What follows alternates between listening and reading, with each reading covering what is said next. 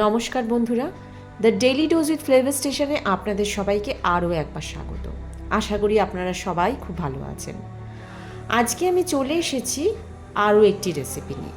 রেসিপিটির নাম হলো আলু চিচিঙ্গা ঝিঙা পোস্ত। এবার দেখে নেওয়া যাক আমি এটা বানাতে কি কি উপকরণ দিয়েছি।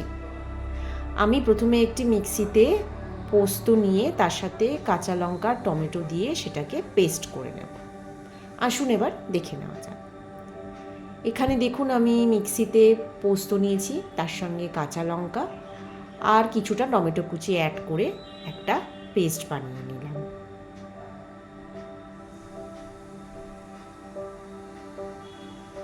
দেখুন সে পেস্টটা এখানে রেডি হয়ে গেছে। এবারে আমি একটা থালায় আলু চিচিঙ্গা ঝিঙে ছোট ছোট করে কেটে নিয়ে আমি রেডি করে রেখেছি, দেখতেই পাচ্ছেন সেটা। এবার আমি কড়াইটায় তেল নিয়ে নেব।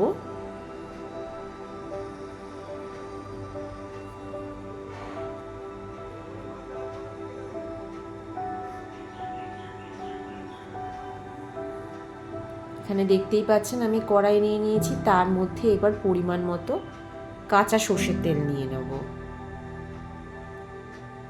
সর্ষের তেলটা একটু গরম হয়ে এলে আমি ওর মধ্যে কালো জিরে ফোড়ন দিয়ে দেবো।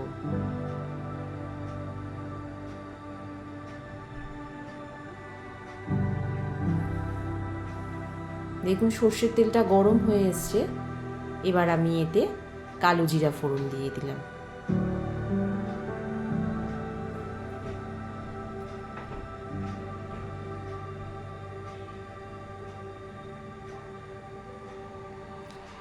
এবারে আমি এর মধ্যে আস্তে আস্তে কাটা সবজিগুলো দিয়ে দেবো, আলু চিচিঙ্গা ঝিঙে সবটা দিয়ে এবারে একটু নেড়ে চেড়ে নেব।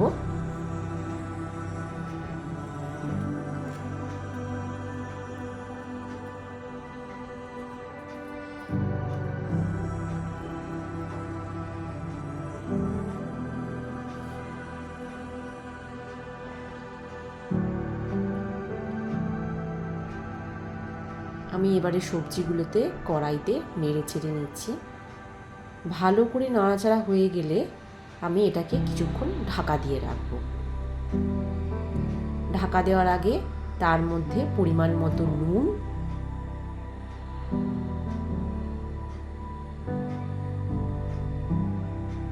আর পরিমাণ মতো কিছুটা হলুদ দিয়ে দেবো। হলুদ দিয়ে ভালো করে নেড়ে চেড়ে এটাকে এবার ঢাকা দিয়ে দেবো।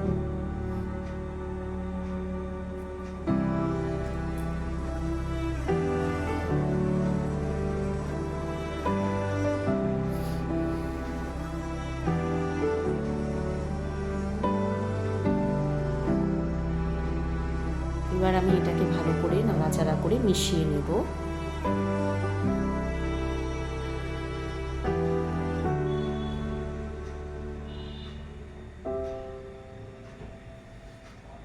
দিয়ে এবার এটাকে আমি ঢাকা দিয়ে রাখবো কিছুক্ষণের জন্য।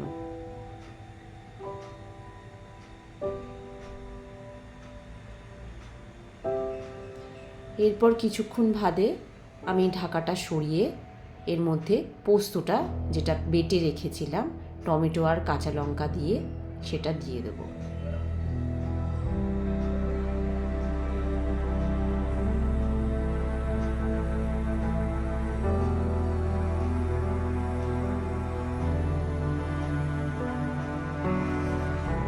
দেখুন এখানে আমি পোস্ত বাটাটা দিয়ে দিচ্ছি,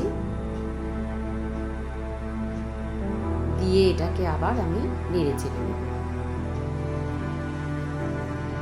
দেখতেই পাচ্ছেন সবজিগুলো থেকে অনেকটাই জল ছেড়েছে, তাই আমি আলাদাভাবে জল আর এর মধ্যে দিচ্ছি না।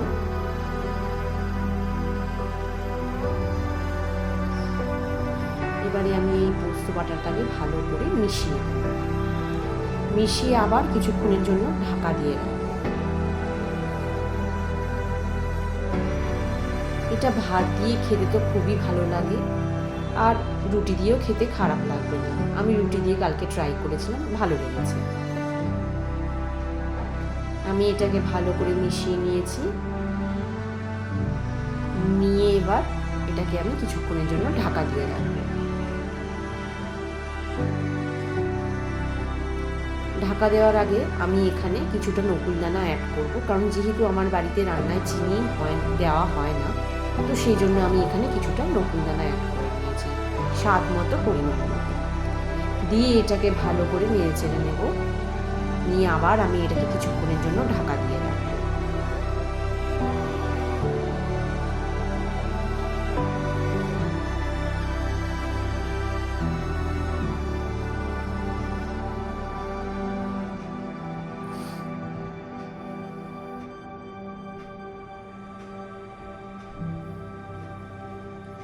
এবার দেখুন, ঢাকাটা আমি তুলে ফেললাম।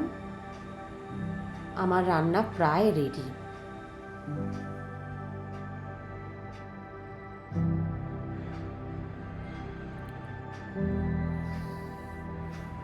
দেখতেই পাচ্ছেন আমার রান্না প্রায় রেডি।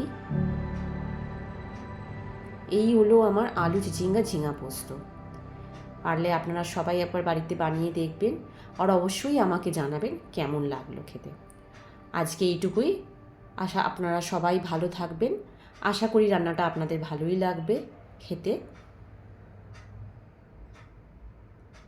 আবার নেক্সট এপিসোডে আপনাদের সাথে দেখা হবে। নমস্কার। আপনারা সবাই খুব খুব ভালো থাকবেন।